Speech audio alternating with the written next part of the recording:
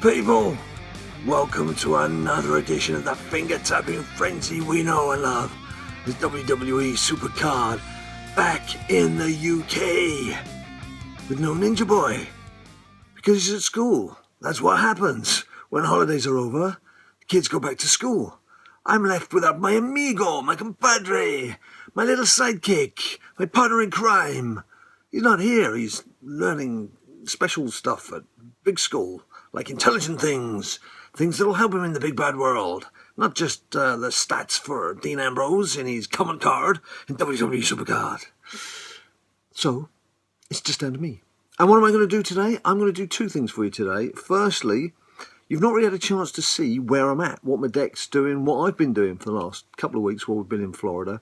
Because there's a lot of things that we have been doing that we haven't even mentioned, because we haven't had a chance to mention what we've been up to.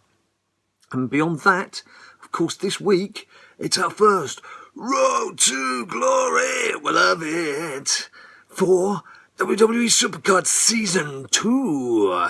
Looking forward to this. Although, of course, I'm not in Legendary tier. I'm not even in Epic tier when it comes to Road to Glory. I'm in Super Rare tier, so it's going to be a bit of a tough one, this. It's going to be interesting to see how it goes. But now, let me get through a few basics. I'm going to do two things for you today. Firstly, just have a look and see where I am in the game. Secondly, bit of Season 1 exhibition, because I know you people are missing Season 1.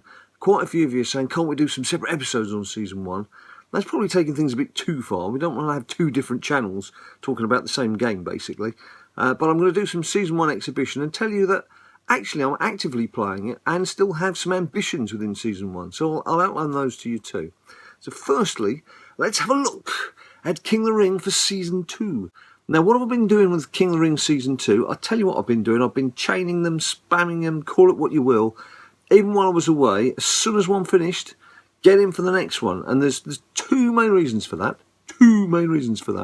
You probably know them both, but I'll outline them anyway. Number one, you're going to win some cards. Now, I am batting right now. If you have a look at the rewards section, I'm an ultra rare. So the big prize here would be 2 ultra rare cards. And most of my ultra rare cards, all but 2 of my ultra rare cards, and I've got quite a few now, have come from King of the Ring. Just from doing King of the Ring back to back. You just got to do your King of the Rings. That's where you get your cards from. Forget all this hang around, wait for the decks to give you some prizes. It doesn't happen. Get your King of the Rings going. Obviously, those of you who followed us know that PCC was virtually impossible for us to do because we were travelling from London to Florida. And obviously the first few days there had things to do, couldn't just sit playing a game. So we missed out on getting some PCC goodness. Now, when it came to Ring Domination, yeah, I did manage 2 days of solid gaming in the evening and overnight. To be quite honest, while Ninja Boy and the family were asleep, I was playing till 5 in the morning just to make sure I got my 3 cards. And I did get my Epic Stardust. But look, let's not do all this talking. Let's do some looking and seeing what's going on. So we just have a look at this present King of the Ring I'm in here. So what we're up to, 39 matches. Just won my last game 5-0, but I'm pretty low on energies. I've got 6 there. That's not too bad. A few exhibitions will bring that back up. Now the main thing here, you'll see, there's 3 epic cards. Now, what a massive transformation. Getting that Stardust card in Ring Domination, yeah.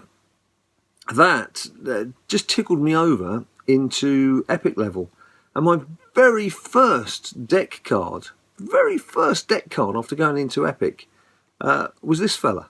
It was unbelievable because again, if you've watched some of our previous videos, you'll have seen that when I got to ultra rare level, I didn't even get my ultra rare card on the deck that was existing. I had to go into a second deck, and then it was the very last card, which was Bray Wyatt. So this time round, manna from heaven. But it's not even finished there. I've had this fella. So I've got 3 epic cards in the space of a week. I've suddenly got 3 epic cards. So that's helped boost me to about mid level on epic. But when it comes to Road to Glory deck, I'm lacking strength and depth.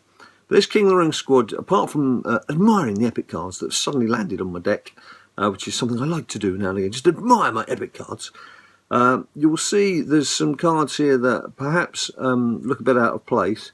One of which is this Diva. Now this Nikki card I've already got one Nikki Bella card, fully maxed out on all stats and ability, and 15 out of 15. This card I put in, she was something like 5 out of 15 and didn't have any stats full. Now, yes, I've been playing exhibition matches as well, but if you just have a look at her now, we're, what was it, 39 matches into this King of the Ring. Power, look, 44 matches. Now, as I have done quite a bit of exhibition, I have to say, but obviously coupled with this King of the Ring, she's easily passed Power, 44, only needed 20. Toughness, 38, only needed 20. Speed, 41, only needed 20. Charisma, 52, only needed 20. But this is the one that's always tricky, isn't it? Ability. Now, last night, I played with her as my main diva for about 2 hours. For about, well, goodness knows how many hands that was. And for about 30, just a rough guesstimate, 30 hands, not once did she proc. And then she proc 2 games back to back. And that's finally just tipped her over. So she now can be turned into a pro, which will be coming very handy when it comes to not ring domination, when it comes to Road to Glory. Because as you know, you need 4 divas for that. I've got 2 pro divas. Natty, she's got everything going for her in all the right places. Naomi, who has only just got up to 20 in terms of her level. And look, she's got 2 more abilities to fully proc out there. But the 2 individual Naomis were fully boosted. I only actually have one card. I have just one card in my collection that's not been maxed out properly, pro properly. And that was my Ultimate Warrior, which came through as one of my fusion chambers, my loyalty fusions. And that was simply because I just wanted to try and promote my deck, my tier as high as I could. In a short space of time. So as I mentioned before, you don't have to do every single stat. Now he and Natalia, who you just saw, were both pros made from my fusion loyalties, and they've served me in good stead, and they're both still in my exhibition deck as we speak. So it just shows the power of doing those loyalty fusions. And for those of you who didn't get them, yeah, you have started at a disadvantage, albeit it won't take you long to catch up if you grind those games. So there we go, that's my King of the Ring for Season 2. Now I'm just going to take you to what am I going to take you to? Oh, let me think about this, I'll come back to you. I remembered. This is what I wanted to do. It was to actually show you my Road to Glory deck. Now, as you can see, there's my Pro Ultra Rare Warriors come out to play. Who we just had a look at, with the 3 epics that we also had a look at. Now it starts getting a bit patchy. Not a patchy. You've got The Rock and Stinger that are both pro'd perfectly. The Rock, again, was one of my loyalty fusions. Again, shows the strength of that. Stinger was my first proper pro that wasn't a loyalty fusion. So, quite attached to that card already. Then, as you can see, quite a range of ultra rares, all of whom, bar Kane, I think, yep, and Ricky Flair, are levelled up properly, but several of whom haven't even been in an exhibition deck yet. I haven't had the need to, because obviously going down to your 14th, 15th, 16th card, you don't tend to have attended to their every need and every whim, do you?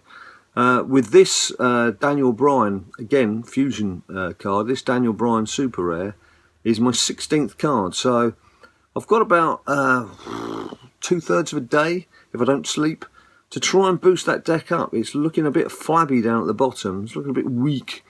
Could do with strengthening. Be nice to pull an ultra rare card at some stage that I could turn into a pro. Now, diva-wise, this is important. Yes, there's Natalia, pro, nice. Yes, Naomi, who we just had a look at. That was quite a nice pull to get Brie Bella, but again, she's fairly new. Now here, this is the Nikki Bella that I mentioned, and I can now pro her. Once she's finished in that King of the Ring, I can make her a pro, so she will actually fill slot 3. So that's, on diva-wise, it's not looking too shabby. That's not looking too shabby. So looking forward to that.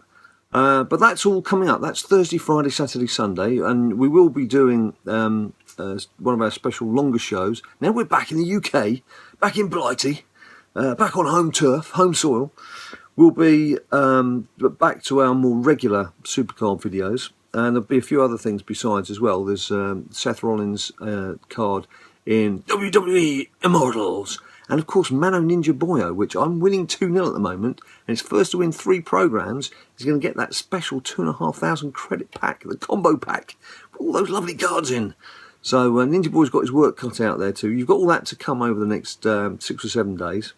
But what I'm going to do now is go into that Season 1 King of the Ring, show you where I'm at with that, and then do some exhibition and explain why I'm still playing Season 1. Right, now quickly on to Season 1. Here we go. Next game to play. Right, and can't scroll down, no, so managed superstars, unmanaged superstars, managed superstars, unmanaged superstars. Ready? So here you go, all you Season 1 aficionados, all you diehards who've said, no, Season 2, back off, Season 1 is where it's at. Yes, I'm still playing Season 1, and yes, I'm still chaining my King of the Rings.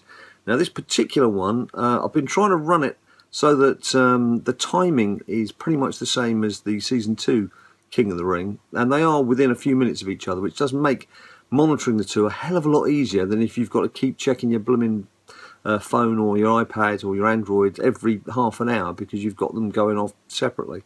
Anyway, as you can see here, 39 matches in. I'm only just looking at this now. Roy Boy, I think, was in 2nd place, and I've just beaten him 2-1. So that has pulled me level. Oh, it hasn't pulled me level with him. I'm still 1 game behind him. That's a shame.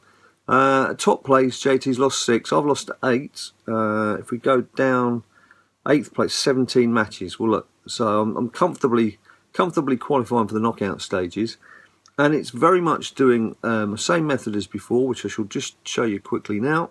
We've just finished a game there, so it's just a matter of squad rotation amongst the guys. The girls, really, I've just got Nikki Bella. AJ is certainly looking a bit forlorn these days, up against all these WWE WrestleMania divas that have come out over the last few months of Season 1.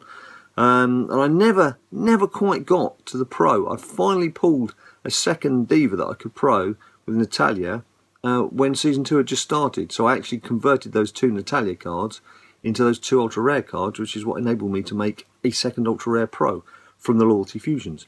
That's another story. As you can see here, Rock and Bret Hart were the main men going in as the solo men. So we just pushed them into the taggishness.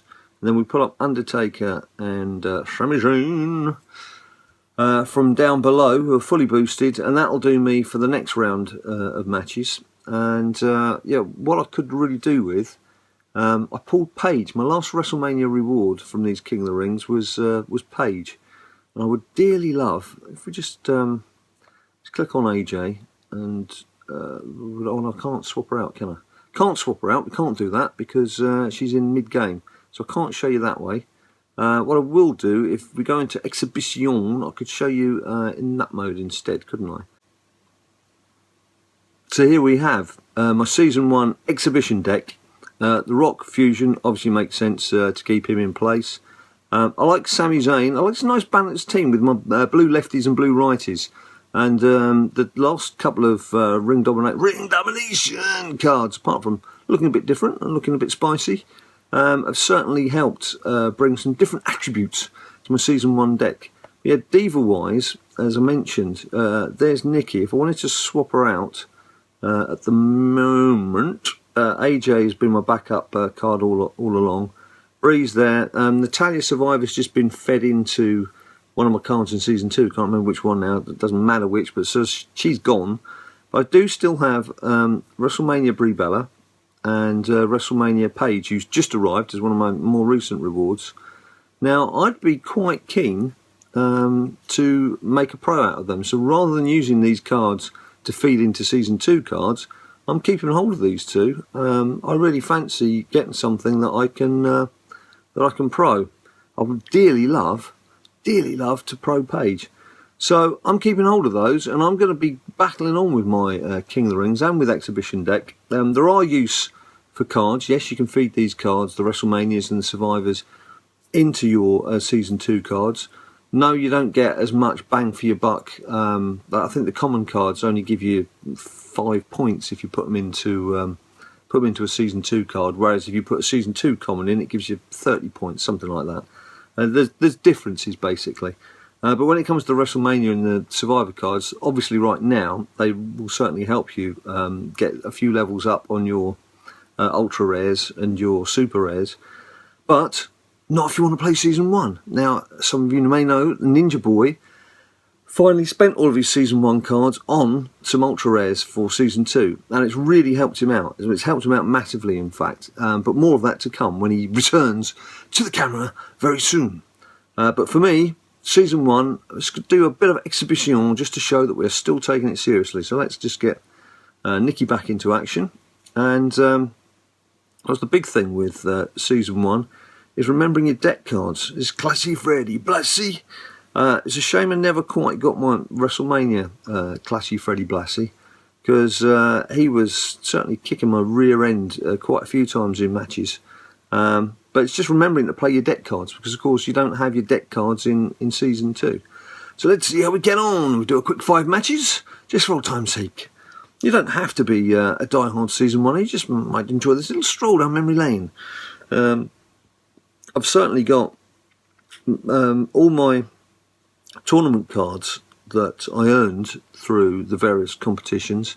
I've still got certainly all the pros, and I even still got the 2 singles I had from previous Road to Glories. The was it Daniel Bryan and with the title belt over his shoulder, and the Triple H, the blue cards. I've still got those as singles. I haven't had the heart to get rid of those yet. I probably will still keep them, because it's nice to look back on them. I mean, your blood, sweat and tears has been spilled on these cards, so I don't blame people for saying I actually want to keep hold of them, because I've done the same thing, and I'm playing with them right now, and enjoying playing with them right now, and I hope you're enjoying me playing with them right now. So let's see where we go, and of course I have absolutely no idea where I stand with regards to when I should next get a WrestleMania pull from the deck. I mean, that kind of thing's long gone from this addled brain of mine, because it's all on Season 2 mode now, and ladder rewards and enhancements and things like that. But you know, a WrestleMania pull could be due at any time. In fact, I can't even remember the last one I got from a deck. Certainly not caught on camera. I think the biggest card we caught on camera was for me was the Stinger Survivor card, and for the Stinger Surfer dude.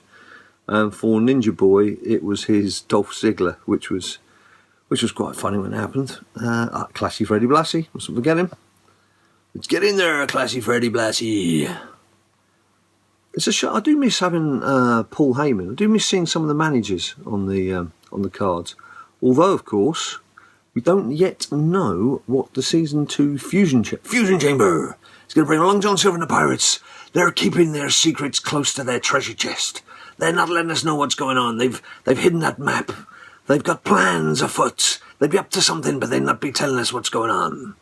So there could be some sort of manager stroke Blassie stroke equivalent type card, deck card in there perhaps. Who knows? Exciting times ahead when we find out.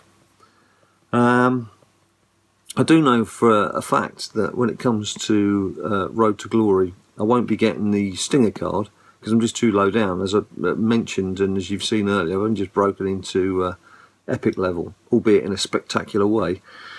So I would have thought at best I'm looking at a legendary Seth Rollins. At best, if a bit of luck, if the wind's going in the right direction, and I can devote every minute of every day to it. Don't know. What they have done in the past. If you remember, the first WrestleMania Road to Glory, which was the Bret Hart card, seemed suspiciously easier than the comps that followed, and there was a little conspiracy theory going around that it had been made deliberately easier to suck people in, and then make them try and push for more cards, and obviously spend money on credits and things. And apparently it was the same with the first Survivor card, which was Sting special card. That was apparently a lot easier than subsequent versions. So will that trend follow? Will we find that this Sting card this time round in Road to Glory, will be easier to get. And then next week, are we looking at PCC again? Or are they going to go back to ring domination? If they follow the form of old, it'll be another ring domination. But they might decide that they're going to do PCC every 2 weeks. Don't know. Nothing's been said on that front. So it'll be interesting to find that out. One thing I have noticed here straight away is I'm managing to not pay attention in what I'm doing. Spend far too much time talking to you guys, not enough time paying attention to the game that's in front of me. So just concentrate a little bit more. Stop multitasking and be a bit more selfish. And just decide what I'm doing and give it a few seconds rather than jumping in. And with both feet. Right, there we go. We've got the win here. So let's do that. Not that it really matters. And see what we get. How's that Ryback card? See, people have people have still got their cards out there, and I don't blame them. Let's just take these two, Randy and Yokozuna. Right. So as I mentioned, just do a quick edit deck. Yeah, there's The Rock. If we wanted to swap him out though, there's Taker and Sami Zayn, Bret Hart, Brock Lesnar, Mr. Neville. Authority Kane, Kevin Owens, Roman Reigns, John Cena was one of the normal cards, as was Bray Wyatt and Kane and Edge. I've still got Shawn Michaels, Ricky Flair and Andre the Giant. I mean, these Survivor pros are on borrowed time, I have to admit, because there's not really much use for them now. Hulky Hogan, which they wouldn't let me transfer over to Season 2. The guy still exists. You can't just rub his name out from history. Doesn't matter what he's... well, I was going to say something like he could have committed mass murder. That's perhaps going to be too far. The guy still exists. You can't ignore what he's done in the sport. You may not agree with some of the things that have happened recently. You may think he's as guilty as hell. You may think that perhaps he was pushed into saying things he didn't really mean. Doesn't matter. The guy still exists. He still did what he did. He's still a WWE legend. You can't ignore that fact. Can you, WWE? Can you? Can't ignore that fact. Right, Daniel Bryan and Triple H that I mentioned, and then some cards that aren't powered up. And Stinger.